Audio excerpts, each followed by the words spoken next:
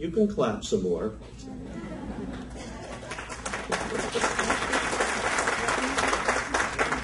Buenos días a todos. Es un placer para mí estar aquí de nuevo. Ahora vivo en Costa Rica por 7 meses durante el año. Costa Rica es un país muy hermoso. Puerto Rico es un país muy hermoso también. Estoy aprendiendo español muy lentamente. Yo comprendo español mucho, pero no pueblo habla español. Cuando yo asisto a una conferencia de educación, yo espero aprender una cosa. Si aprendo solo una cosa nueva de una conferencia, creo que la conferencia fue un éxito. Voy a expreso aprender por lo menos 3 cosas. Puedo dar sugerencias y consejos para ustedes, pero entonces ustedes pueden decidir si desean seguir. Ahora voy a cambiar a inglés, pero puedo usar algunas palabras en español a veces. It is such a pleasure to be back, and such a pleasure to see everybody here. Mi esposa es taking lessons in Espanol. We live in Costa Rica for a good part of the year, and their official language is Espanol, and we are a visitor in their country, and we should learn their language and their culture, and we are determined to do that. When I come back from my 4th visit here, hopefully I will give this presentation in Espanol. This is the only time that I will give you an advertisement for the Center for the Study of College Student Retention. And you can see the URL. One thing that you'll find on the site is information about the Journal of College Student Retention Research, Theory, and Practice. This journal was just rated in 2011 as one of the top journals in higher education. I just found out about that last week, and it is just such an honor to know that the journal is being read. It has an editorial board second to none, and that it is considered one of the highest rated journals in higher education. And I encourage you to not only read it, but also to submit articles to it, because that's how things get disseminated throughout the world, is by doing that type of things. Now it is blindly reviewed anonymously, and there's no guarantee that things will get published. But I have an article waiting from Vince Tinto, who has has published a couple of times in the journal and is on the editorial board. There are retention references, over 1,700 retention references listed. And believe it or not, that grew out of my dissertation.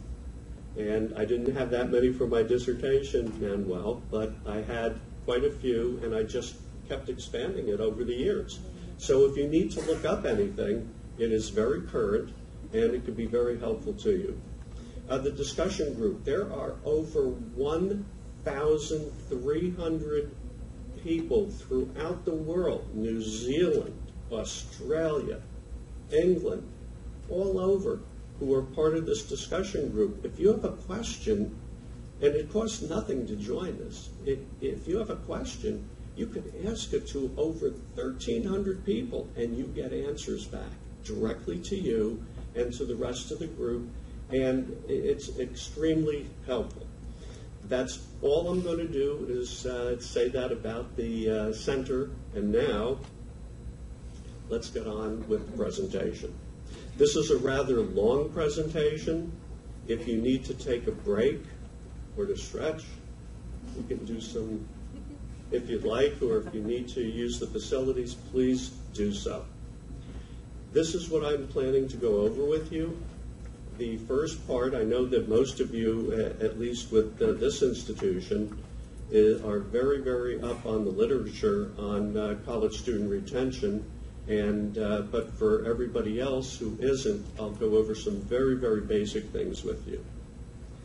Now, I intersperse cartoons among my presentation. You are allowed to laugh at them.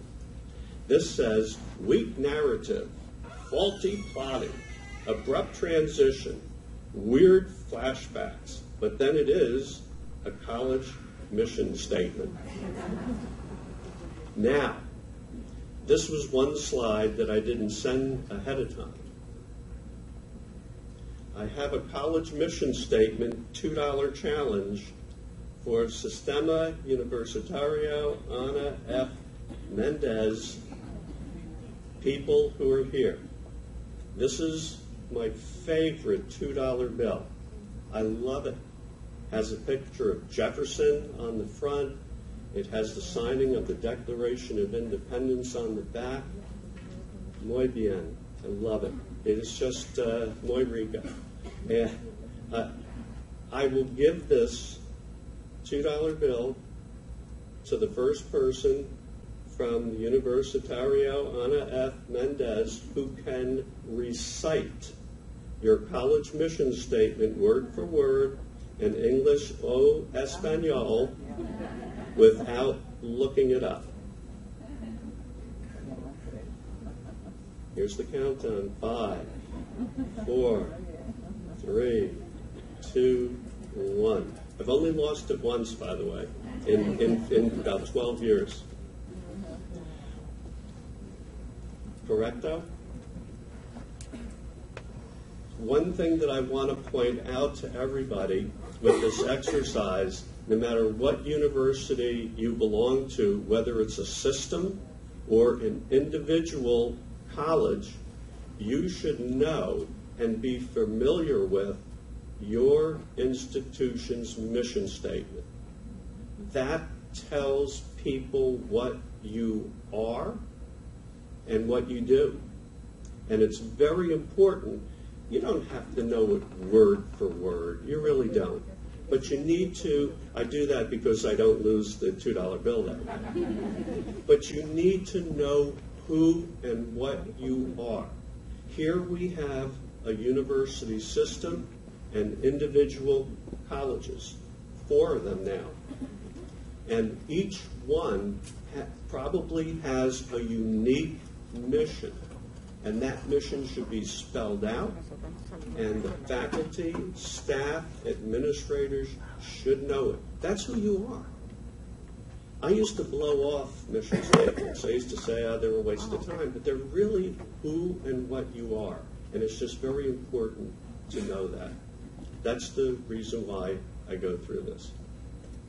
Why should we worry about retention? Well, first of all, we know it's a money issue with institutions. And unfortunately, philosophy follows finance, but that is something we need to live with, and we have to understand that. But if you accept a student to your institution, I don't care how selective you are or how unselective you are, if you accept the student to your institution, they should have a reasonable expectation that they're going to be successful. If you're saying you can attend us, you are telling them that they are qualified and therefore you're going to help them graduate. And we have a lot of qualifiers for that because I know that some of you are open admissions institutions, and that is fine. This still applies. The loss of time. This one is probably the most precious one for me. Barack Obama, John McCain, George W. Bush, Bill Gates, Manuel. We all have 168 hours to do with what we will per week. No more, no less. It's a non-renewable resource. Once it's gone, it's gone. Like my hair. I used to have a lot of hair before I got into college student retention. You can see what it's done to me. But it's very important that if a student comes to your institution for 2 terms or half a year and doesn't get anything out of it, what's happened? They've lost that time. They can never get it back. We want students to upgrade their skills for job advancement and to get new jobs. And if they're turned off to education and they leave, and it's predicted that 45% of those who start in a 4-year institution will leave the educational system altogether, never ever come back. When they're turned off from it, they what? Will not go back for job training to get a better job or training to go to another institute, to get another job somewhere else that's higher and better. So that's something that's very important. And of course, unhappy students what? Tell their friends about it. They'll tell their friends, I went to X universidad, and oh, they didn't do anything for me. I was just a number. And that also hurts you in the recruitment efforts. Okay, a really quick retention review, because I know that you are expertos in retention. Various risk factors. Delayed enrollment is a risk factor. Someone who doesn't start their education, undergraduate, when they graduate in June, by the following January, has a much higher rate of leaving an institution than a student who starts right after that. Think about your adults that come in and go for a bachelor's degree. See how many of those stay versus the ones right out of high school. So it's very, very incumbent upon your admissions departments to work with high schools to try to get students to apply and attend right after they graduate. I guess what the thing is for this is that hopefully their education is still fresh in their minds. Part-time attendance. We know that more and more students are attending part-time. Why? They had to earn money to go to your institutions. So they're attending part-time. The more a person works, the less likely they are to stay with you. And if they work over 20 hours per week, that's a benchmark that the retention of those students go way down, because they're so committed to working to earn that money. And we'll have something about Hispanic students and the importance of that to them. If they have dependent children, if you have children, well, that's going to be their number one priority. If the child is ill and it's between bringing the child to a doctor or going to school, I'll tell you where I would fall on that: family first, and they're going to do that. We have to be flexible, and a lot of our institutions are very hard and fast on making up work and requiring things of students, regardless of the excuses they give you. And a lot of students work full-time while enrolled. Imagine that, a full-time job and also attending school. Now, a lot of you will say, well, when I went for my master's degree, I was working. But think about your undergraduate. Undergraduate, probably a lot of you in here did have to work to earn the money for it, but a lot of you were not full-time. So if you're working 40 hours a week and going to school another 15, that's taken up a lot of time. That's a key question that you should be able to try to answer. If you can answer questions such as, how many students are coming in delayed enrollment. That should be very, very easy. And if you know that a student has taken a year off or a year and a half off, that should tell you something, that they're going to be at risk. If they're attending, if they are working, you can ask them how many hours a week they're working. If you know that a student is working X amount of hours, you know then that that's going to be a student at risk. You need to collect certain data. You know, a lot of colleges collect a lot of data, but they don't do much with it, or they put it together and then they just throw it out to everybody and they can look at it. What you got to do is collect data that is meaningful and then take action with it. And don't play the blame game. It's your fault. It's your fault. It's this one's fault. We're in this together to help students succeed. I need every student to graduate and get good jobs so they can help pay my Social Security. And a lot of you too. I see all these young people out here. The day of reckoning is coming. You want them working for you, believe me. But seriously, you need to get the data that is importante to you and your institution that you could help your students. The number one, the reason why it's in red, this has been from day one, since the beginning of time. Whenever we've looked at retention, the rigor of the high school curriculum is the strongest indicator of degree completion, period. You don't even have to put all that other stuff in, but period. And we know what's happening in our schools. We know that our students are leaving with reading levels that are below 12th grade. We know that they're leaving with mathematical skills that are below what they should have for college level work. We know that they're leaving with scientific skills below what we expect from them. I mean, if you look at the international data and how the U.S. fares when you're looking at the rest of the world, we have gone from the top down to the middle now as far as our students score in their ability to read, reason, think, and that sort of thing. But don't play the blame game. Don't say, we're not retaining these students because that high school teacher didn't do their job, and this high school didn't, and that one didn't. You can't play that game because it gets you nowhere.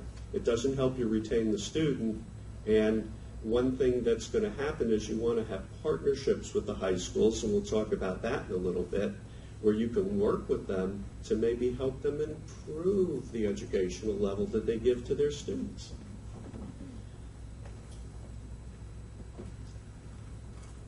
Switching majors did not influence degree completion. A lot of institutions have said, well, if a student goes from elementary education to business, they've got to make up a lot of credits and it's going to affect them.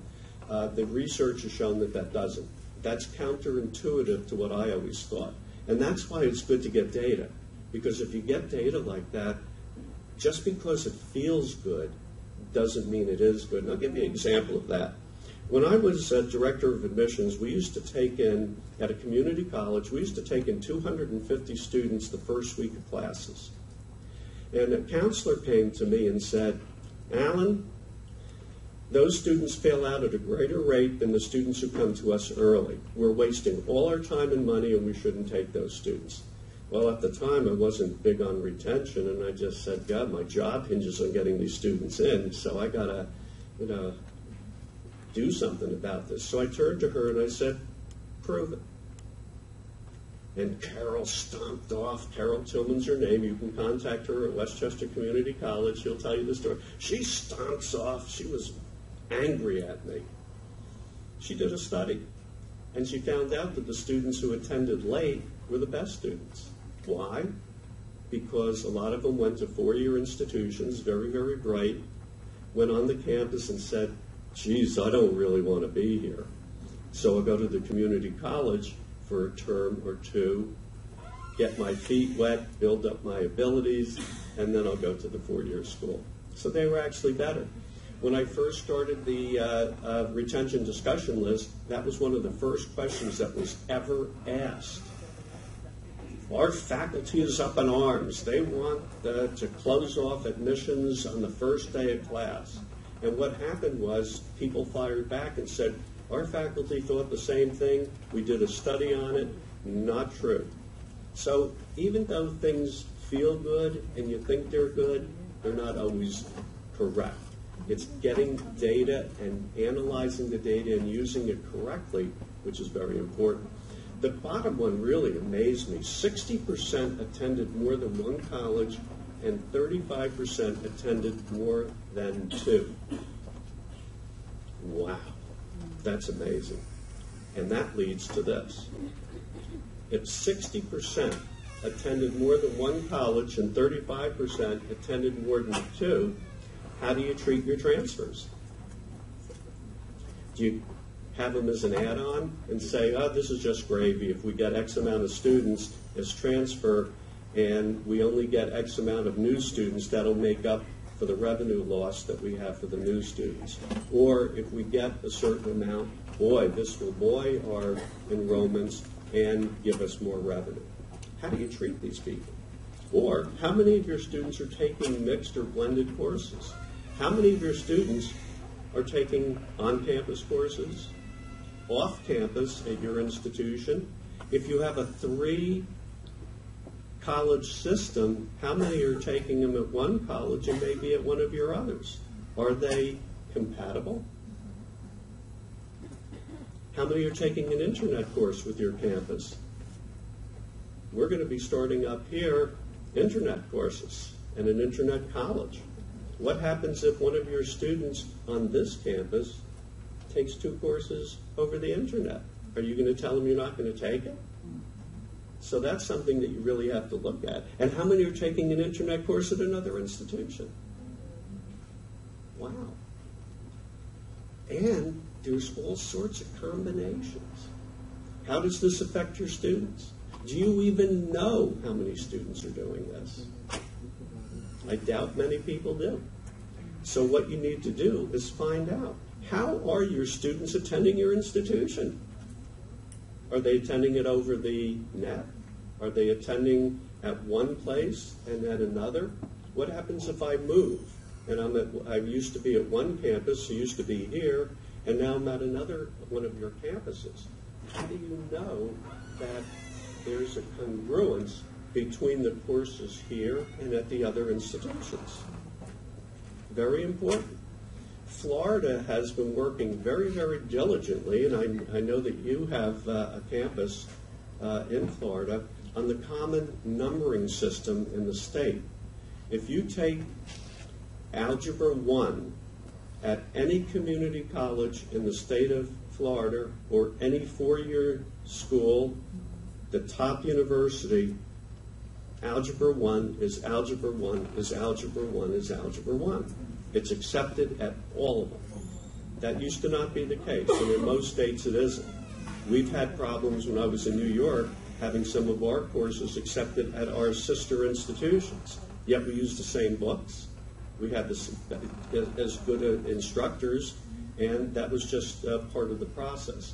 But this is something that you need to look at now, that we have the internet, we have so many different campuses, and are they congruent, and do we treat students equally while they're at different institutions? And how does this affect your students? Remember, they have to, I know that they can get financial aid half-time, 3/4 time, but most of them want to get that full-time, so that would be 12 credits. Can you cobble together taking 6 credits on a campus, 6 over the net, and you have those issues of financial aid, especially if you have 4 different campuses and no centralized financial aid system? What matters in student retention? Student involvement. You've heard the word integration, engagement. I'm getting so sick of those terms with institutions in the formal and informal settings. Faculty are very, very key. Faculty are very, very key. Faculty are very, very key, and we'll get into that a little more. Connection to past communities. We have found out that Hispanics in particular want to hold on to their communities of the past. Tinto's theory said you had to break from the past, and that has been found with Hispanics in particular to be untrue. And I can see it in Costa Rica. Family is number one. And it's so heartening to see how much they're caring, sharing, and work together. And that is true with most of the Latin populations. And the U.S. is starting to see that with the influx of people up from the Latino countries. But I still have to say, well, classroom practice, faculty actions in the classroom, and we're going to get into that a little bit, is very, very important too. A lot of times what we don't take into account is different learning styles of students. There are different learning styles that students have, but yet we continually teach them along one line. Right now, this is mostly verbal and visual, and there's tactile. But yet when we teach students, sometimes we only do the verbal, sometimes we only do this, and we don't take into account individual differences. But I still say the bottom line, numero uno, student academic readiness. If they're not ready to take your courses, they're not going to be successful. And there are ways of overcoming that, and I will go into that with you. And here's something about first-generation college students. This is research goes all the way back to 1971. It's been very, very consistent. And you'll see that Hispanics remain the least educated group. 69.1% lack a college education in 2005. That means that they don't have they are basically first-generation college students. They don't have somebody who can come up to them and say, hey, this is what it was like when I went to college. That's so important for a family to talk to their children and say, this is what you're going to expect in college. They don't have that. They don't have that support. So maybe you need to give it to them. Maybe you have to provide that for them. Maybe you can do that through a course, a college success course or something similar, that you can inculcate them into it. And we're going to get into orientation also, because that could be very, very important. And as you see here, Hispanics have the highest proportion of first-generation college students at the four-year college. But they also what? Work 20-plus hours per week in high school, and 55% expected to get a job to pay for their college. Wow. And we don't even account for that. You're a college student now, you're in my class, and you're going to have to do all the work I give you. And you're going to have it in on Wednesday. If it comes in Thursday, I'll drop your grade one. You know, we have to be flexible with students. And then a lot of people out here will say, but I did it when I was in college, and if I did it, they have to do it. Remember, we live in an imperfect world with imperfect people. And you've got to, and we all are different individuals. Okay? You like that? We live in an imperfect world. If you ever start feeling compulsive, you know, you just say to yourself, we live in an imperfect world with imperfect people. And think about it. A four-leaf clover is what? Imperfect, because most clovers are what? 3. It's okay. Let it go. You sitting here are really in a different situation than a lot of the individuals that you have coming to your institutions. You've been there, done it, and what you have to do is help others. More first-generation students considered financial factors as very important in their college choice considerations. So, as you can see, you would think that most of them would want to go to state-sponsored institutions because they would be less expensive. But that's not the case. If you look down at the bottom, likely to choose to attend a private college for reasons of size and financial assistance. They like to go to smaller institutions, and more private institutions, maybe not here, but private institutions backfill some of the money that is needed through scholarships for students. That will make it almost as expensive as a state-sponsored institution. Close proximity of college to home. That was very, very important. So having an institution, having students travel far distances, staying in dorms, commuters stay at a lesser rate than those who are staying in dormitories, and we'll get into that a little bit, have a harder time. They're less likely to live on campus. So what happens? After class, they go back into their communities. Their community says, hey man, we're having a pickup game of soccer. Come on. Now, I have this paper that's due tomorrow. Come on, you got to play. Everybody's looking forward to you doing that. So they're back in their communities, and their community is going to influence them. And we have to realize that and understand that and work with the students. Maybe you could have that soccer game on campus and have activities that they could participate in aquí. Muy importante. And of course, a widening gap in the self-ratings of high school math and writing ability with other students. Lower educational aspirations. Wow.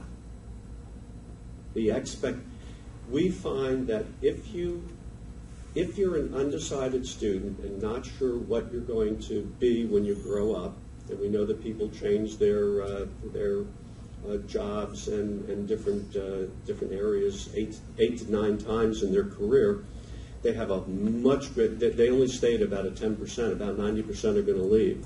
So it's very important that we use career education to help students decide and think about what they want to do. Because if I'm committed to be, I wanted to be an elementary school teacher. My 5th and 6th grade teachers inspired me. I wanted to be like them. I knew exactly what I wanted, and I was going to do it no matter what. And if you know what you want to do, and you have that focus, you're going to put a lot more energy into it instead of, come on to college, it's cool, there's parties, we do this, we do that. You have to study a little bit, but it's not a problem. If you have a focus on career, that also is very important. And of course, there are different types of student departure, and we'll talk about defining retention. Most of you are concerned about institutional retention, students departing from your institution.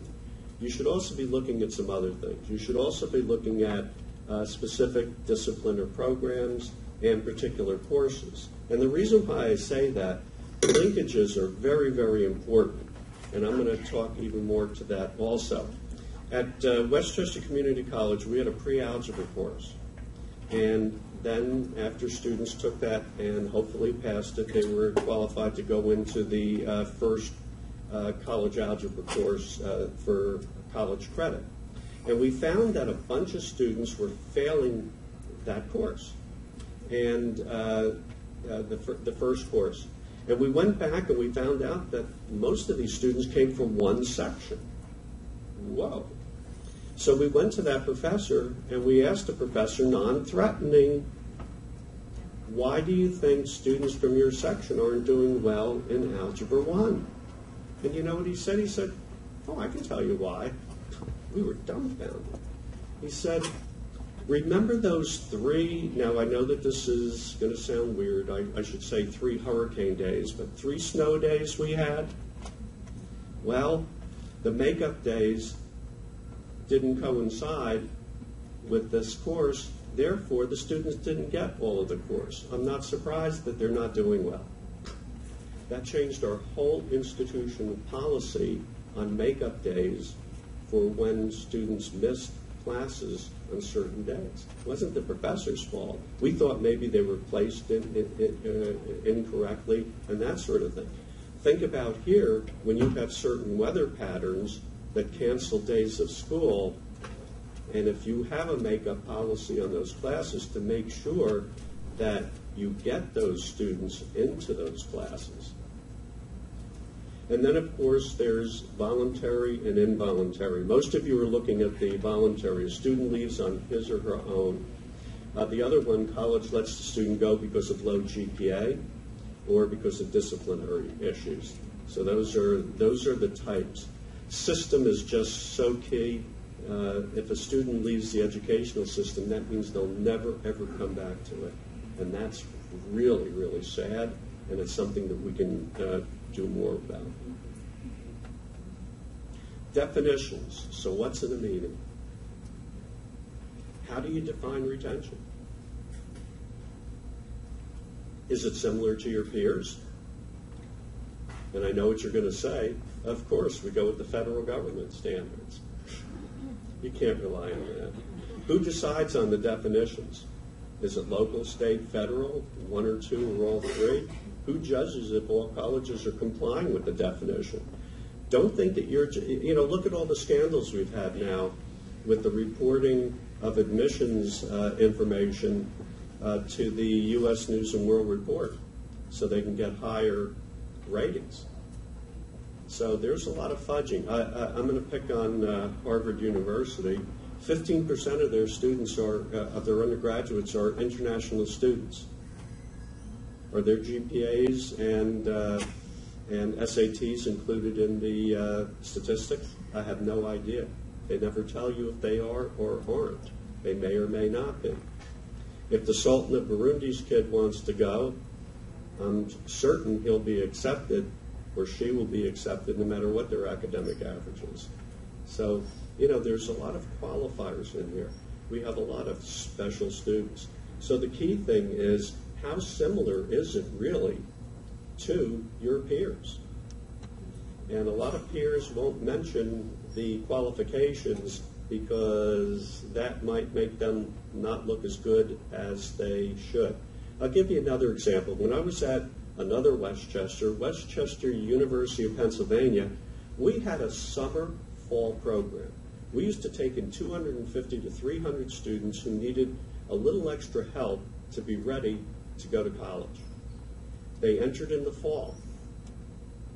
They failed out at a higher rate than our regular students, but we did a good job with them. Our ranking in U.S. News and World Report was below another institution that did something similar but different. They took in about the same amount of students we did, but they called them summer January students. They told all those students that if you go to a community college in the fall and get a 2.0 or above, a C or above, we'll accept you in January. Now the federal regulations say what? First time, full time, starting in the fall. So those students who dropped out at a higher rate than the regular students wouldn't even count it. And therefore their rating was higher than ours. We went to the state. We went to the state of Pennsylvania and said, this is not fair. We do an excellent job with our students. And they said, that's the way they do it. That's the way they do it. And you've heard that, I'm sure, in Puerto Rico also. So you have to take that into account when you're working. Can a college decide on its own definition? Of course. We know that you have to give the program retention figures. This is the federal guidelines.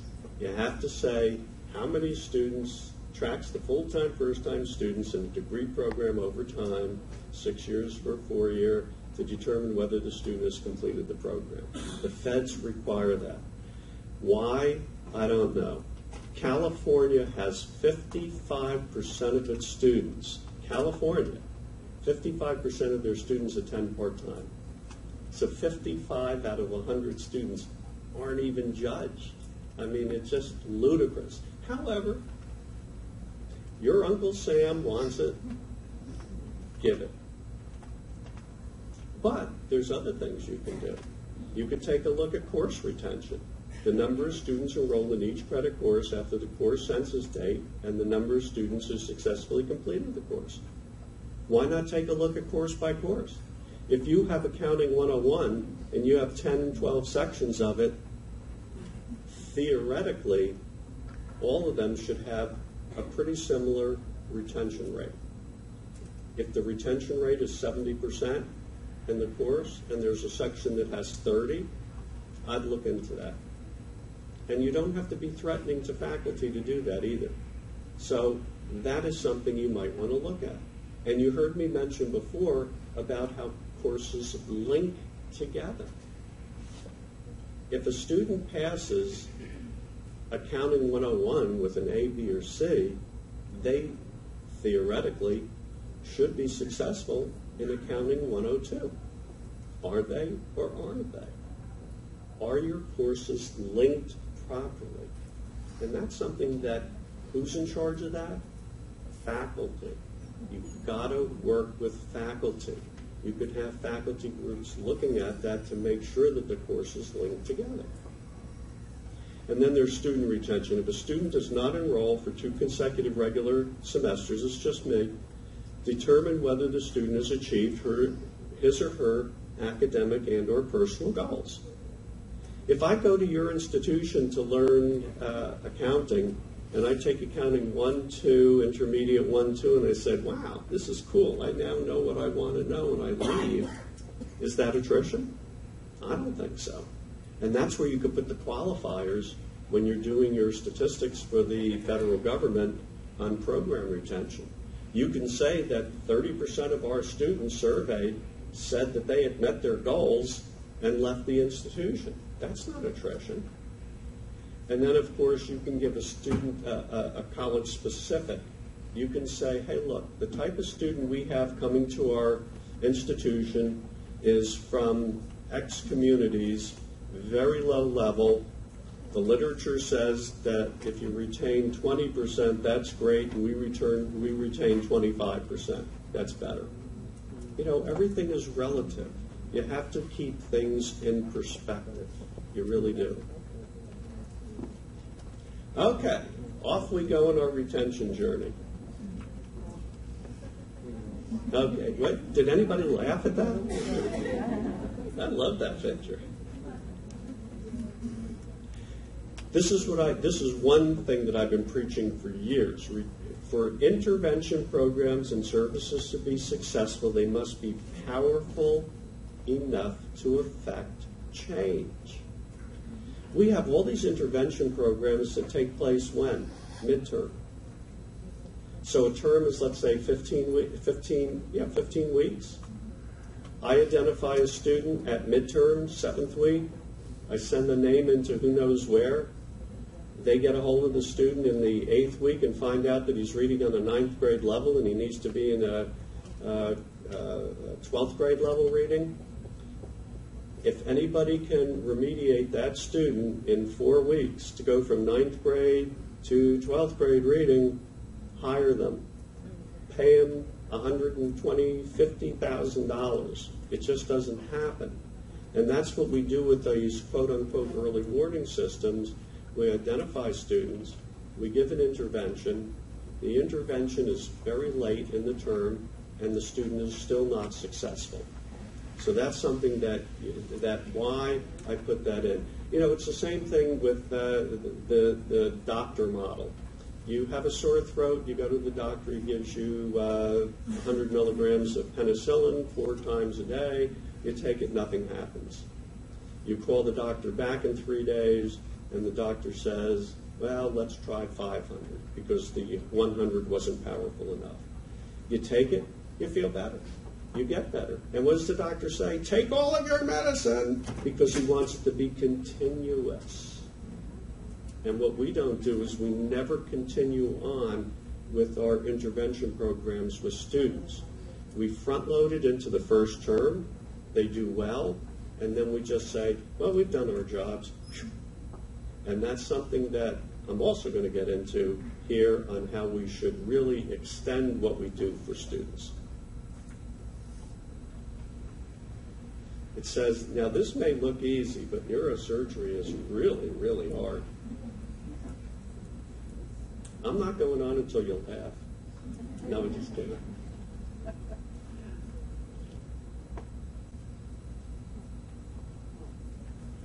This is very straightforward,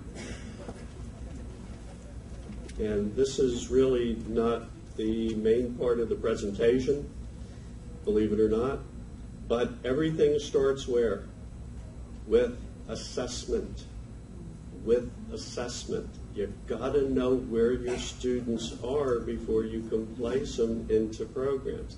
Now, everybody's going to say, but it costs too much. If I do this, it's going to cost so much to do this type of assessment. Think about your tuition and how much your tuition is. Think about a student pays one term of tuition, $10,000, let's say, and fails out. Think about if you give the student what they need to be successful and they stay for an additional 7 terms at $10,000 a term. That's $70,000 you just made. Multiply that by 10 students. Now we're talking some serious change. Could you take some of that additional money and put it in to do assessment and placement? Well, you'd still make money. So that's how I counter when people say it's going to cost too much to do this. But assessment is really the key. And how you deal with the student afterwards is very, very important.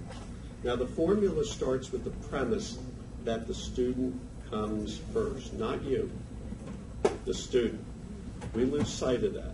I want to keep my job. You get me more students. Come on, keep them coming, keep them coming. The student comes first. We want students to be educated. We want them to be successful and productive. We want them to be the next Steve Jobs, the next Bill Gates. We want these people to be the next Warren Buffetts. We want them, and they're only going to do it mostly through education, although 2 of the ones I named didn't finish their educations.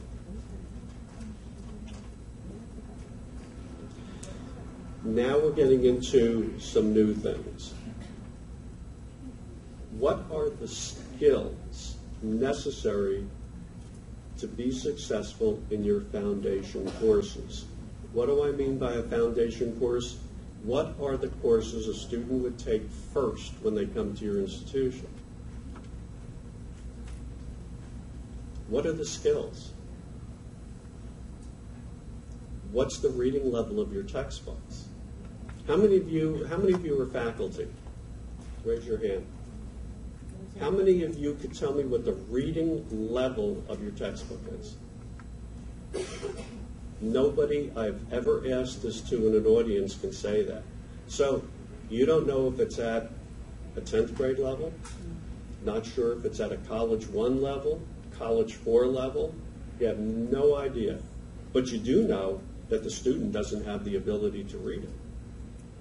Right? Faculty, you know who can read it and who can't. Therefore, you know that students don't have the reading skills.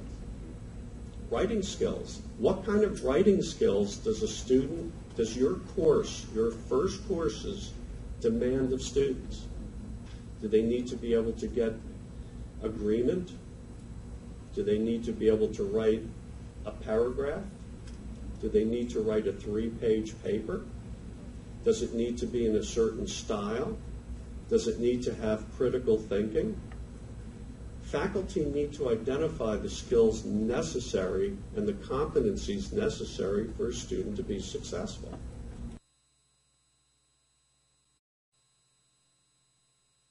So here you have courses that you're offering for students that you've developed. They have a textbook usually that has a certain level. You demand them to do certain things like write, but yet we don't know what skills the students are bringing with them and if they're congruent with what your expectations are. So how can we expect a student to be successful if your expectations are here and their skill ability is here? You do it through assessment. Let's take a look at this from the faculty side. This is faculty. Hello, faculty, this is you. Faculty should determine the prerequisites for each course. Do they need to take English through 12th grade? Do they need to take, you determine the type of English that they could take, because there's advanced courses, there's intermediate courses. I'm sure that they're all over the place. Faculty determine the prerequisites. Then they look at the skills that are necessary. Faculty determine the competencies needed. What do you need to be able to do in my course, in my foundation courses, all of them? You can't have different ones in Psych 101. Professor A can't have certain requirements and Professor B have different requirements, but you use a book, you have certain papers and things like that, and what do you have to do? What are the competencies or skills necessary for a student to be successful? I'm sure any faculty member can list those down, anyone.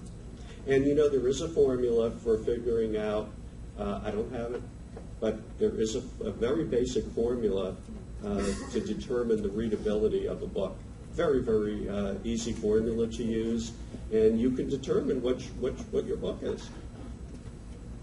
I teach a course that we used Dewey's little 78-page book that he wrote in 1938. It was off of a speech he gave. I've had to read that thing 4 times to understand it. It is just really complicated, and we use that in the course, and my students say that too. I didn't get it the first time. I kind of got it the second time. Now I think I have a little bit of a handle on it for the third time. And then, of course, once you have the competencies with the courses, you have faculty facilitation of student learning in the classroom. And that's something that even we need to look at to see how that is. And then, of course, what competencies or skills do they need or have to acquire to be able to go on to the next level? Let's look at it from the student standpoint. Student assessment. You could do it over the web. Boy, when I started that, when I started saying over the net, I got so much blowback on that. Oh, students are going to cheat. They'll have their cousin take it. Let their cousin take it. That's fine. You give them a pledge of authenticity. You have them sign something before they take it over the web that says that they've done it, or it's going to be academic dishonesty. And you can dismiss them from your institution if you find out that they did that. Or you could have them come to campus. But I'd say do it what is convenient for the student. Have a pledge of authenticity that says, I'm the one who took this, and if I didn't take it, you're subject to X, Y, and Z, and then hold them to it. You then determine the student competency levels. What are the skills they're bringing with them? If they're at the level, if the level is yes, then of course they can go right into the course. If it's no, then you give them competency help. And it should be mandatory. Places that give students a choice. Well, you're reading at a 4th grade level and our textbooks at college level. We suggest that you take this reading course. Don't suggest it. Tell them they have to take it. And if they don't want to take it, tell them to go to another college. Because you know what's going to happen at the other college? They're going to fail out. They'll be one of their attrition statistics, not yours. You want students who are willing to work for what they're going to do to be successful. Then they take that competency help, and if they're okay, fine, they go into the regular course. If no, you have to take a look and see how many times a student can take a competency before they do not have the ability to benefit. And it's okay to say that you cannot benefit from the educational programs that we offer at this institution. We did that at the community college in New York. If a student couldn't get through remediation, then they couldn't benefit from the educational experience. And the federal government, the state of New York, everybody said that's okay. You've given them the chance. So this is it together. You're working in a partnership with administration, with the assessment, and with your assessment people, and with faculty. They work hand in hand. Faculty determines skills, assess those skills. Student has the skills, they go into the course. They don't have the skills, give them the skills. Once they accomplish those skills, get in the course, make sure that the next level course dovetails with the first level. Complicated? How many think it's complicated? Does it make sense? Can you do it? Do you have the will to do it? That's the question.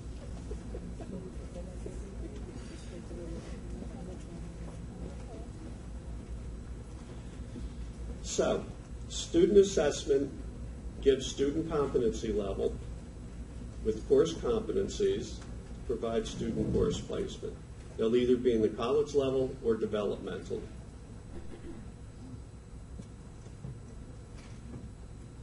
So for the early intervention, student needs to meet with a professional to interpret the assessment. They take the assessment. A lot of you make it so students have to meet with an academic representative or whatever, and they go over the test scores and they can place them into the courses that they're supposed to be in. If you let students pick the courses, they're not going to pick a developmental course. Or if you do that, you can have on your computer system that based on the assessment, students can only put in themselves into certain courses. For the intervention, you develop a prescription with the student.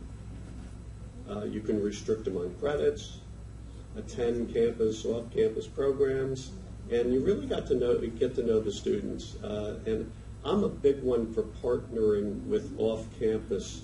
If you know that someone is from a family, that their family has alcohol issues, you want to have an on-campus AA or refer them to outside and have them participate in that.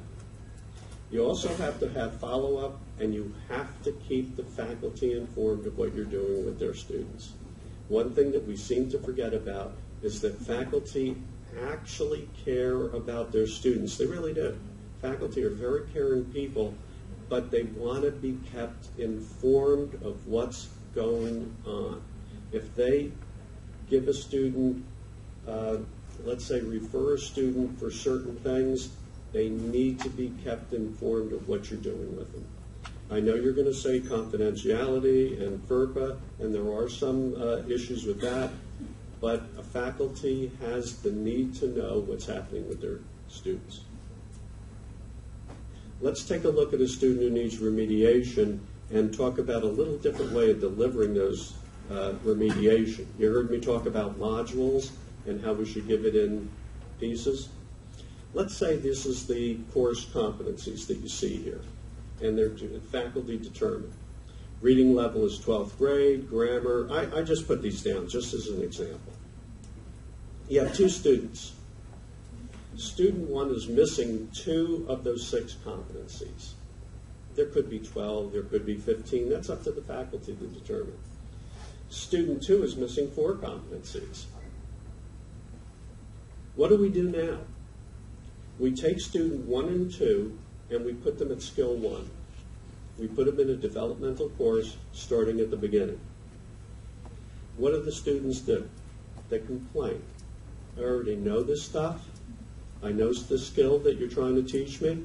You're giving me 0 college credit, and you're making me pay for it.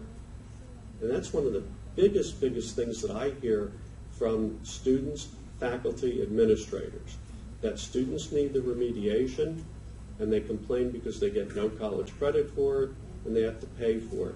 And part of the reason is because we put them all in the same boat. Why don't we just give the students what they need?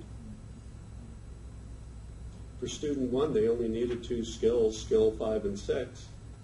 Why are we giving them skill 1, 2, 3, and 4 all over again? Why? They know it. Student number 2 needed skills 3, 4, 5, and 6. It could have been skills 1, 2, 4, 5. Give the student what they need. Don't give them what they don't need. You can develop modules based on what faculty say to you is necessary for a student to be successful, and give it to them. You can give it to them at a reduced rate because they're going to be paying full freight once they get those skills, and they'll be successful and stay with you for the whole time they're at your institution. If you don't give them these skills, they're going to fail out. And then you lose all the revenue over 7 terms. So give the student what they need. Invest the time, the effort, and the cost on giving them something that they actually need to get. I have this in here because I know that this has been going quite long. Some of you are probably a little tired. And it's okay if you want to take a little bit of a yawn. I won't be offended. Here's the model again. Some students are going to slip through that net, and that happens. So what do? You have an in-class evaluation the first week. What do you assess the competencies? When do you give it? As soon as possible. And what do you do with the results? You give a prescription, a diagnosis, and prescription. And then you could put them in the modules for them to be successful.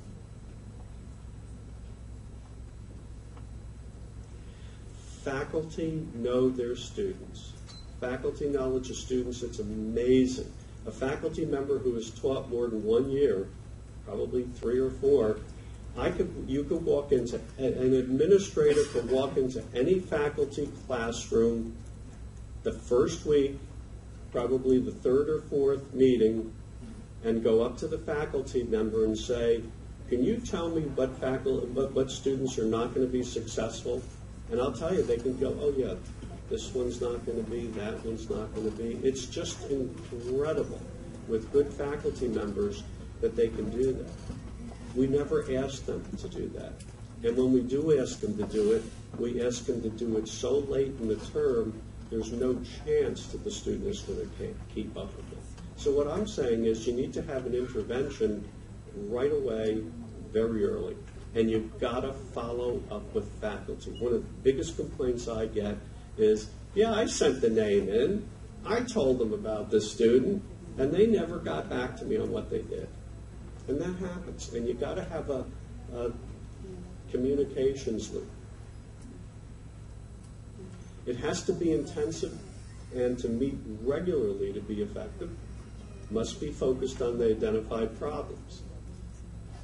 Regular feedback to the student on their progress. You've got to give them outcome measures and modify the intervention when necessary. As students are moving along with the intervention, you need to put them on to the next one.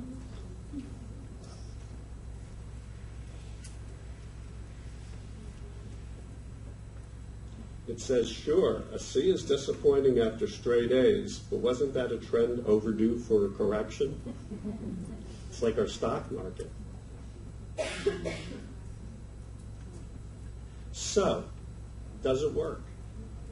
Well, I had a student who happened to be a math professor at Foothill College in California, Lori Silverman, and she put her job on the line for her dissertation. She did a study of what they did with a math program to see if it worked. Boy, that was gutsy. It really was. She had so much faith in it, and she had a lot of anecdotal numbers, but she had no data to back it up. She used, the survival statistics, like they do in drug trials, on how a drug affects people as they die and drop out. And she did use that type of statistics on this, which was very, very interesting, and more colleges are starting to use it. They have a program called Math My Way. And this was, they were visited by Bill Gates. His foundation wanted to give money for it because it seemed to be very, very promising. They just got a $850,000 grant off of this. And so it seems to be working very, very well in the math area. Their previous sequence, as you could see, was Math 250, 200, 101, 105. They combined 250 and 200 to a thing called Math, the new sequence, Math 230, Math My Way, Arithmetic plus Pre-Algebra. And what they had in the Math My Way was 10 hierarchical and sequential modules. This took the place of the course. They took 10 modules. And they're hierarchical, starting at 1 and then working up to the 10th one. They used mastery learning of concepts, flexible pacing, and student control. 10 hours per week. 150 to 5 student faculty ratio is 30 to 1, and a student had to complete 2 modules per term.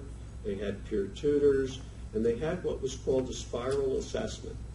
On every assignment, a student had to get 100%. If they got 90, they had to go back and redo the module. They got 95, they had to go back and redo the module until they got 100%. And then to go from one module to the next, they had to get 87% per module. So a student could start at module 3. They didn't have to start at 1. They could have started at module 4, depending on their assessment. They could have started on 8 and only had 8, 9, 10, 3 to go. And in the previous math sequence, it was 1 quarter. They were on the quarter system to complete. Faculty controlled the pacing of it. Today we're studying such and such. Tomorrow we're going to be on this. If the student didn't get the concept, too bad. We're moving on. 5 hours per week. They doubled the time. And 35 to 1 student-faculty ratio. So for administrators that say, well, this is a 1-to-1 type of thing, it wasn't. They had a 30 to 1 on this new Math My Way. The results significantly increased progression through math sequence and significantly higher math GPAs. Some of the possible consequences: more basic skills students, minorities, women, non-traditional, complete academic requirements. They were finding, and they're going to be continuing, she's going to be continuing with this, they were finding that the students to graduate in California have to have at least 6 credits in college level math. Were actually completing the math. They were actually doing it. And they had a couple of students who started at the 2nd grade level. These were high school graduates. And in 2 years were up at the college level area. That's pretty good. And they think it will increase their, one of the outcomes they think increase career aspirations. How many careers need math? And turn more students onto math. They were finding that students who completed the requirements of the 2 courses were taking another math course. Think about that one, especially when you know how students don't like math. College increased revenue by keeping students and was meeting its mission.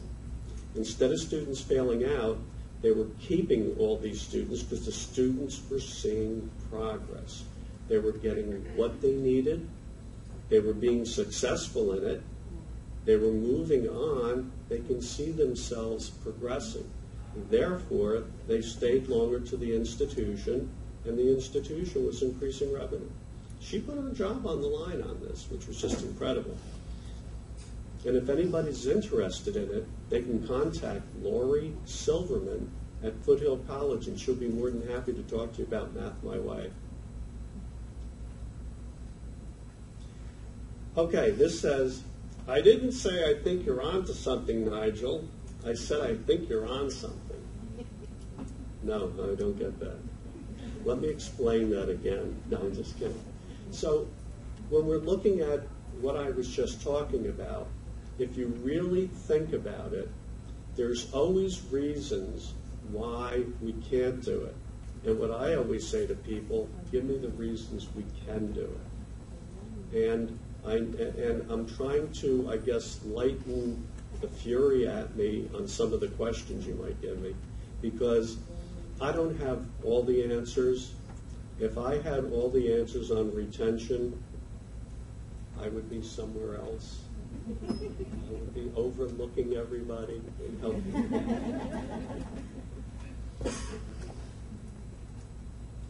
I've always told colleges that they need to set realistic goals.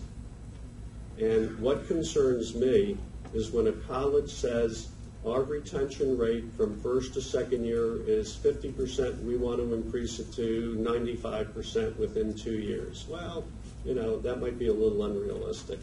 Set realistic goals. Make sure that you set goals that are doable and reachable, and then build on them. Because a lot of times you might increase it from 40% to 50%, but your goal was 70%, so what does everybody say? You didn't reach your goals. See, this program is no good. When it can be working very, very well, and all you need to do is a little other massaging to it to increase it even more. So be cognizant of that. Set realistic goals. And if they didn't work, and you got to continually assess them after each term, and then you can adjust them to see how you can increase them. You could always modify parts of the plan. It should be ongoing from the beginning. And perhaps you should have someone like me come in to take a look at it, because it doesn't have to cost you a lot of money. I know some firms that charge $100,000 to do an assessment of students that you can do right on your own. You have the data now to tell what an unsuccessful student is. All you have to look is at all the students that failed out and take a look at their academic record, take a look at where they're from, what high schools they came from. You have that right now in your databases, but yet people don't use it, and they pay extraordinary amount of money to do that. And then we have the engagement surveys. How engaged is a student in with the institution? Well, I can have a student who's engaged in everything, and if they don't have the academic ability, they're not going to be successful. I mean, I can go to every club, I can be in every club, I could be in every activity, I can meet with a professor out of class, I could do all of that engagement stuff. But if I'm reading at an 8th grade level and the textbook's at a 12th grade level, you're not going to be successful. So I'm one for doing it on the cheap and using the talent that you have within your institutions. God, you have a lot of brain power. Use it. But you've got to give the time and effort to do it. This has nothing to do with the presentation. I just love this cartoon. It says when good hamsters go bad. I just love it. I hope you get it. I just love this cartoon. I don't know why. It's just something that just is stuck with me, and I put it in every presentation I do. Now let's get into some of the meat and potatoes. Let's talk about developmental courses, financial aid. Financial aid, meaning we got to give students money? Sure. Let's talk about that and what they can do for you. Don't ask what these programs can do for you. No. I knew someone said that before me. We've talked ad nauseum about the developmental courses and how you can do it in modules and give the students what they need, so I'm not going to get any more into that. Let's talk about financial aid. They are one of the most misunderstood offices in your institution. They probably interact with students numero uno, or does they? But they're probably primero. Do we know what they say to students? Do you have any idea the message that they send to students? If you don't get your FAFSA in by such and such date, you will not get priority on getting your... Dear student, thank you so much for applying and being accepted at our institution. We want to help you achieve your academic and personal goals by giving you as much financial aid as you qualify for. Please fill out the enclosed form or go online at your convenience. You know, there's a difference. And they interact. Students, are lined up at their door for information. And yet we don't give them enough credit that they deserve, or look at what they actually write to students and help them. They're not writers. They're not recruiters. They are financial aid people. They bring in a lot of revenue. When I was at Westchester University of Pennsylvania, I was in charge of financial aid office, and I said to Dana Parker, I said, Dana, how much revenue do you bring into the institution? He said, $39 million last year. I said, what? And that was on a budget of $115 million. I said, that's a lot of money. And Dana was struggling before I came to get a loan officer, another loan officer that they needed to process. Things were getting backed up, students were complaining, so forth and so on. I said, well, who knows about this, Dana? He said, well, I do and you do. I said, no, wrong answer, Dana. So I started putting out reports to the president and the VPs. I was the associate VP for enrollment management, and I kept putting out reports. I bump into Maddie Adler, the president. She goes, $39 million? And I said, yeah, quite a bit. I said, that's why we've been trying to get that other, loan officer. The following week, we had a new loan officer. If you don't know, you should know. I know that most private institutions know to the penny what they give out, but they usually don't know what is said out in the community. And what I always say, acknowledge these people, give them support. Help develop the message they give to students when contacted. When they come into the financial aid office, have a comfortable place for them to sit and wait. I know we love lines, and I know that students don't. Make it a place that they can feel comfortable and know that you care about them. I'm very serious. Staffing is a real issue with financial aid offices, and it shouldn't be. They're the ones that... Seriously, go back to your campuses, find out what the total budget is on your institution and how much financial aid brings in. Just do that. You'll be astounded. I don't even have to repeat this. Orientation. Why does orientation stop? I don't understand it. Most colleges have an orientation the week before, 2 weeks before, on campus. You can actually hold them off campus where students live.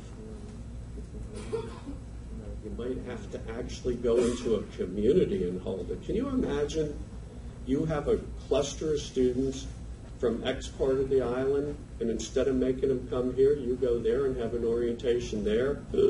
Oh my goodness, you might actually have to use the college car or your own, and maybe 5 or 6 people go out to them. But Why does it stop? A lot of times what colleges have for orientation is they have the second-year students mentor the first-year students. And after orientation is over, that's it. Why not have that carry through all years students at the institution? My second term is coming up, and my mentee from orientation comes up to me and says, "Man, I'm not sure what I should what I should take next term. I was thinking of this or that or the other thing." Obviously, you want them going to a professional, but they're going to go to a student before they're going to go to you. So it's good to have them keeping up with each other. I'm a second-year student. You're my mentee. You know, I have Professor so-and-so. I'm having such a hard time with this professor. Oh, I had that professor last term. Not as bad as you think. He loves to bark and think that he's in charge of everything. This is what you can do, and this will help you succeed. Wow. I become a third-year student. You're now a second-year student, and now you have mentees. You see how it works? It flows down. You're encouraging to bring these people along. You want to retain them? Give them a student mentor. They could be from their own community if you want, or they could be from a different community. I mean, I just don't understand why we stop these orientations. It could go all the time. And you can provide very little money to the orientation people and say, "Hey, look, we'll pay for a pizza party each term for you." Or hold a general orientation together and have a little gathering. Because remember, most of your students are going to be off campus. You want to get them on campus. You want them to be part of the community. Career services. To receive financial aid, a student must be in a degree program. What happens a lot of times is students really don't know what they want to do, but they get into a degree program so they can get their financial aid. You need to build into your programs and services a career direction so students can see if that's really what they want to do. It really bothers me when I talk to nursing faculty and they say, "Yeah, we went out to clinical in the third year and 5 students dropped out because they saw blood." Well, you know, why wait until the third year to have them go out into the hospitals and see what it's like to be a nurse? Why not team them as part of the admissions process with one of the nurses that you've graduated who's working in a hospital? Give them a certificate. You know how everybody loves to put certificates on their wall and stuff. Come on, you know that. I go out into, I ask you to be you're a nurse and you're working at San Juan Medical Center. Hey, how would you like to help your alma mater and have a nurse, or even in teaching, you could be a teacher, be with you for a day so they could see what it's like. And then I give you a nice certificate of appreciation. Suitable for framing. Think about it. And have students go out and see what it's like. Have career days. Have it part of the program. If you're a business major, have different business people come in and talk to people. Have seminars. Have these types of things. But you could even do it as part of the admissions process. And I said that to a group. I talked to a group of community colleges in the state of Oklahoma, and that's where I got the idea. Is they said, a lot of our students fail out when they go to clinical rounds for the first time. And I said, why? And they said, well, they see what it's like. A 250-pound person falls out of bed. You got to pick them up and put them back in. Someone throws up, you got to clean it. And he said, You know, they don't understand that. And I said, well, why don't you have them go out as part of the admissions process, go with a nurse that you have them all throughout the state, send a certificate of appreciation so they can hang it on their wall, and have them sign off that the student went with them for a day. Wow, as part of the admissions process. They said, gee whiz, maybe I'll try that. So, you know, they're just simple things that can be done to help people in their careers and know and get to feel what it's like. I was an elementary school teacher, and when I went to school, I had a lot of friends who were going to be secondary school teachers and so forth and so on. When do we send students out for their practicum? Their third year. It used to be that, in the third year, and student teaching in the fourth year.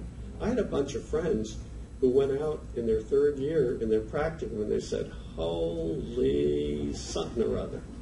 I ain't getting in front of these 20 animals and teaching them. This is nuts. I can't do this. They wasted 3 years to then do a career change. We need to get them into their career focuses as soon as possible into their first year, and to have activities that helps develop that. Well, we know that the Learning Resource Centers are the nervous centers of our institutions. We know that they provide a place for students to go and study individually in groups. Faculty should ensure that we have some group work. They can find resource materials. They can do it over the web now in a lot. And with Walden University, we're all virtual, and we have librarians on call that a student can just push a button, boom, ask a question, and get a result. Almost 24/7, and not quite. And help them find materials. And when it comes for dissertations and so forth, they really need to do that for scholarly work. And of course, academic and personal counseling is very important. Academic helps students select appropriate programs. They help students through a sometimes confusing administrative process. But you know that if you have the orientation, that can also help that out. They help students, and personal counseling helps students overcome personal issues and problems. They can refer students to proper on and off campus. I'm a big one, as I told you before, for teaming with off-campus facilities. And remember, you shouldn't be in isolation. If you're a university, you should be with your community and working with your community. Faculty. Faculty, you're dear to my heart. I'm a faculty member. I just really, really think that there's a lot more that could be done with you.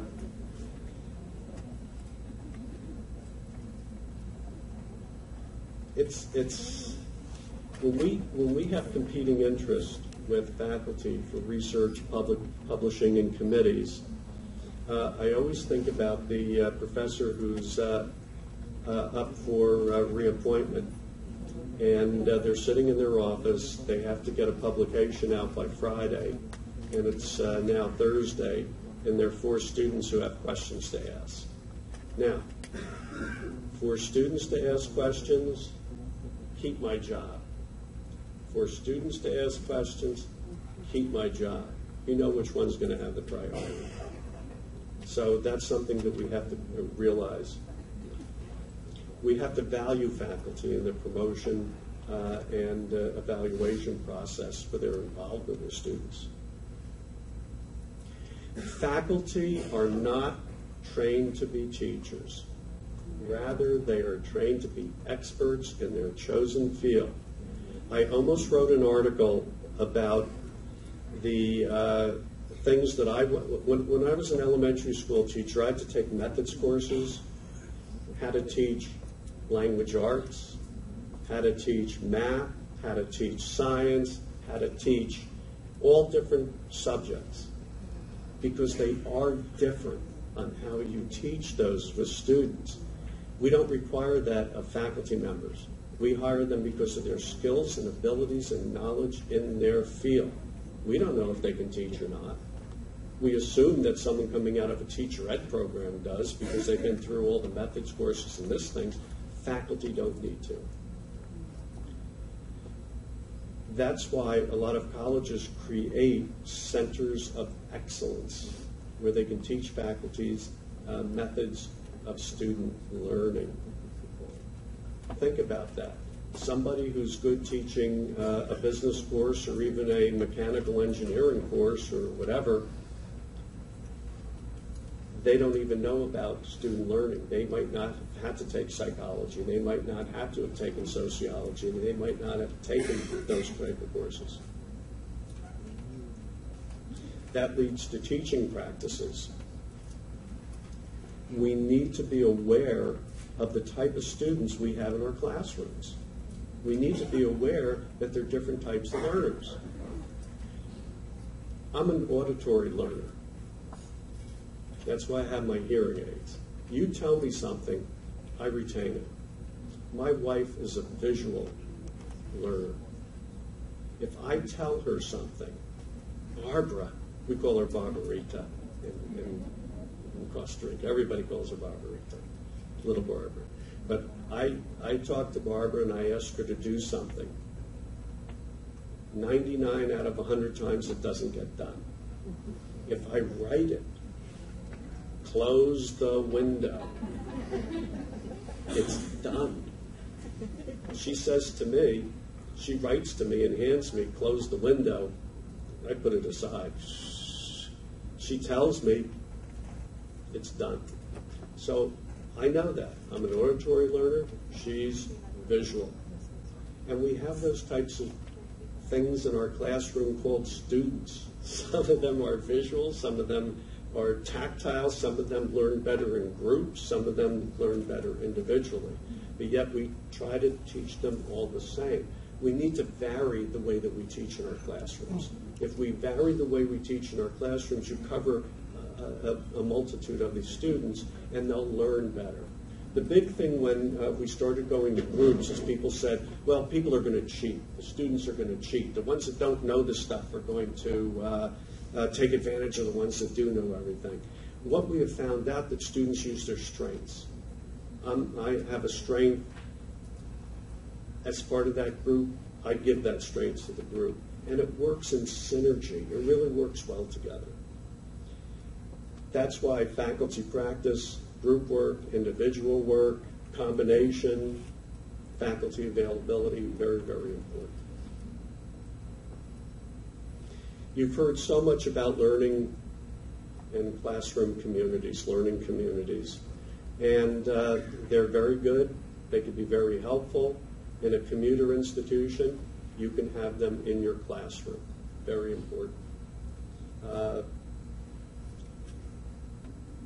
With the learning communities, you can have them as clubs and activities where you could have a group of certain interest areas meeting together.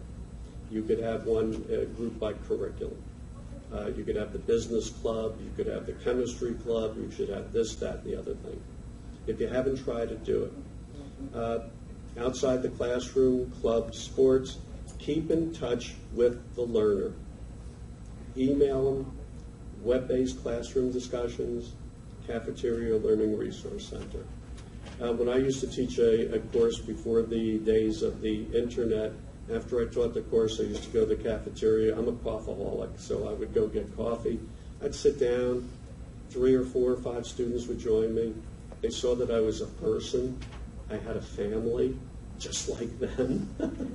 It's amazing how students don't realize that we're similar. We have families, we have kids, we have expenses, and all of this stuff. And when they sit with you and get to know you and you get to know them, it makes a whole world of difference.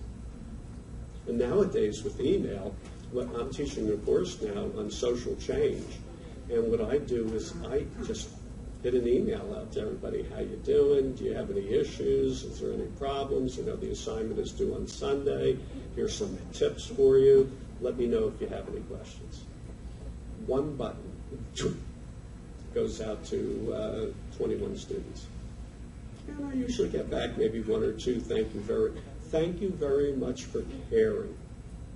I don't have any issues. I had one student write back and say, I'm finally getting it. She was actually turning into a scholar practitioner. She finally was learning how to paraphrase and really do some deep thinking. And it just, wow, felt so good to know I'd reached at least one student. After term activities, or during the term, I don't know. I just think you've got to do everything you possibly can to keep your students interested on campus. You can have these off campus if you have a cluster of students. You could have discussion groups weekly. Faculty could get together with students and say, hey, look, Friday at 1 o'clock or during lunchtime, I will be here. And if anybody in the classes, my classes, have any questions or concerns, hey, come and talk. Let's talk on an informal basis, and I will work with you. Isn't that unique? I mean, these are just some common sense things. Team with alums. Have alums come in. Hi, I'm an alum. I'm successful. I'm now an accountant, or I'm an engineer. And boy, I went here. This is a great program. And what can I help you with? Why don't you come over to my offices, and I'll show them to you sometime and show you what I do. We don't do enough of that. Service learning, I'm a big one for that in community service. I like to have that built right into the curriculum. I think that everybody should contribute to their community, and they can get credit for it, perhaps, or not credit, or make it part of a course. We have students that go into their communities, and they should. More and more high schools are doing that now. I know up in New Hampshire, where I live 4 months out of the year, 5 months, is that a lot of, for graduating from high school, they have to put in a certain amount of hours doing a community service. And this gets them involved back in the community. I'd make sure they had a T-shirt with the name of your institution on it when they worked at that. Wow. Think about that. I'm from University d'Este, and I'm out in my community working with the soup kitchen. I'm working with cleaning up this yard. I'm doing such and such. Wow. Think of the publicity you get and the involvement the students get. And they could be working with community groups. Here's an extra for you. Make sure you have a study of the graduates.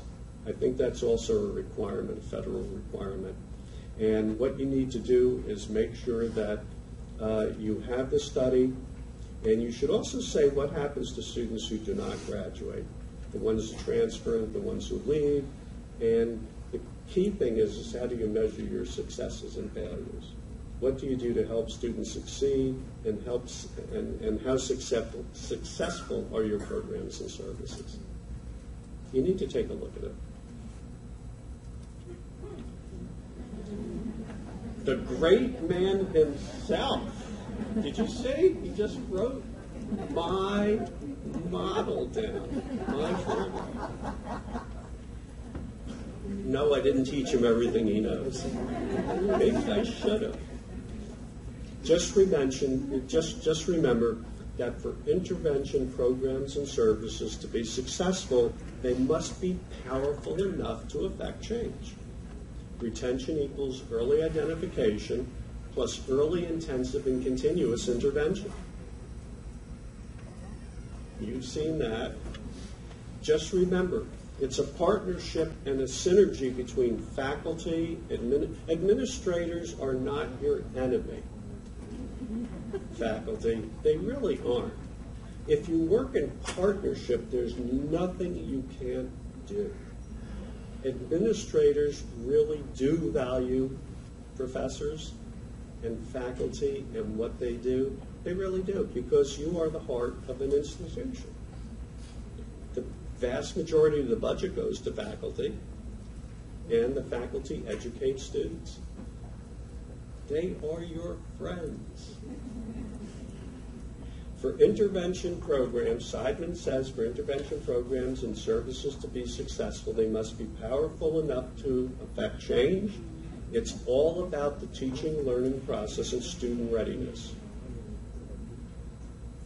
And this is what could happen to a person when they graduate, when they obtain their goal. What does he know and how long will he know it? That's what that says. Who really wants to make a difference in pre-college student lives? Anybody? Nobody? Come on. How many? Okay, now I can continue. I would have had to skip this. Hey, look, we know that a lot of the educational institutions, the high schools, have issues with quality, getting students into being able to afford to have students in advanced classes. We know that some of the issues are lack of academic preparation of students, lack of family with college education, the first generation, initial enthusiasm displayed by recruitment process, but subsequent disappointment once enrolled, and financial need. Why doesn't each of your colleges adopt a school district or school? Why don't you provide teachers? I know you're going to say the unions, this and that. You could always get together and take care of that. A lot of high schools cannot afford the teachers to be able to give advanced courses. So instead of a faculty member teaching 5 classes on campus, why don't you have them teach 4 on campus and 1 in the high school to help them maybe give them the quality of education that they need, so when the students come to you, they'll be more prepared. And a lot of times the school districts can't afford it and might very, very be open to it. Provide mentors. Why not have some of your students start mentoring kids when they're in 1st grade, 2nd grade? Think about that.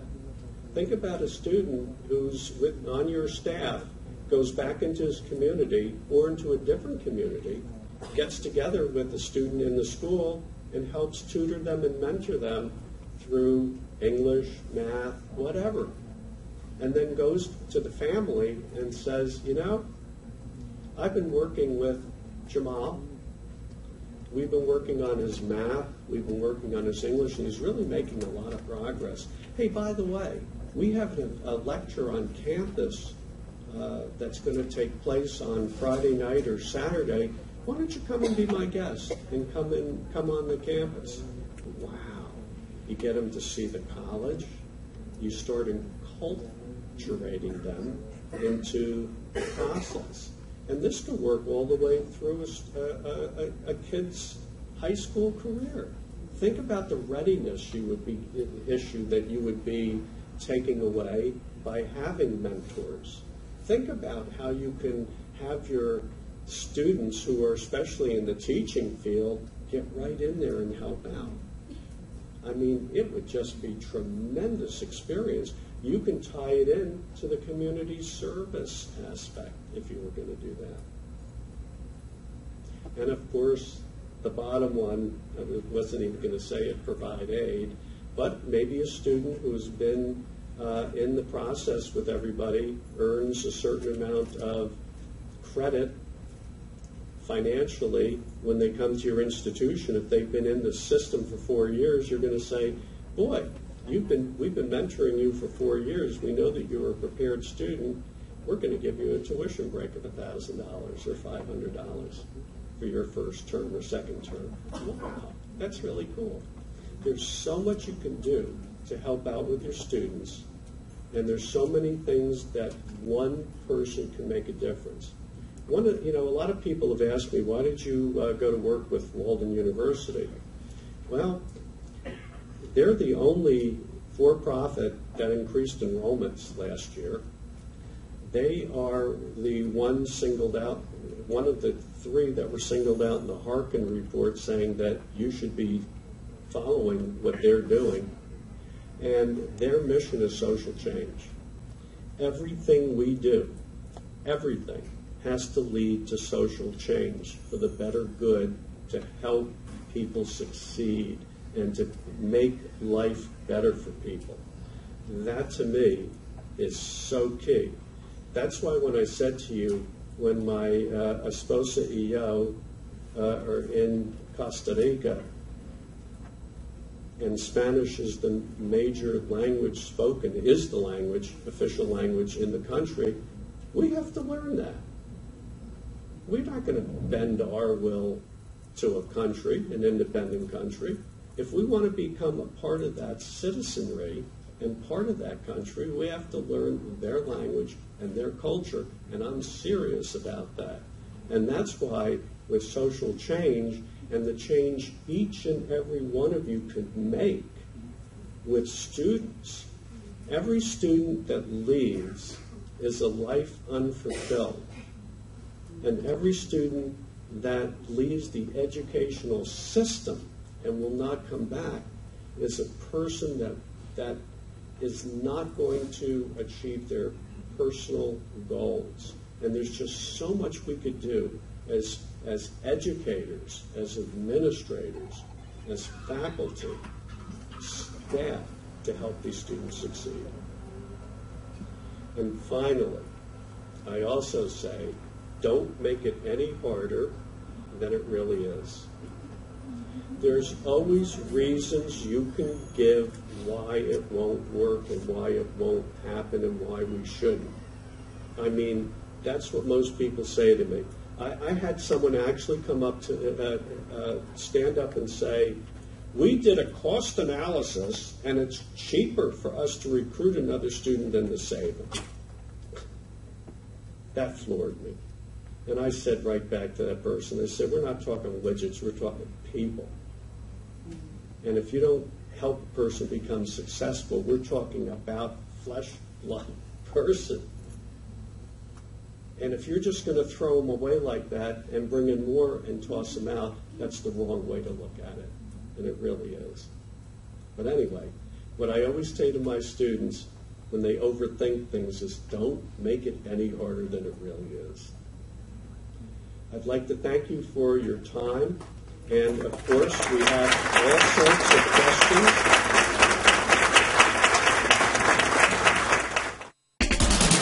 Understand the factors that promote college success, the impact of approaches that truly facilitate success and quality, the secret to a solid teaching process for the Hispanic learner, and the key role of technology to make this happen.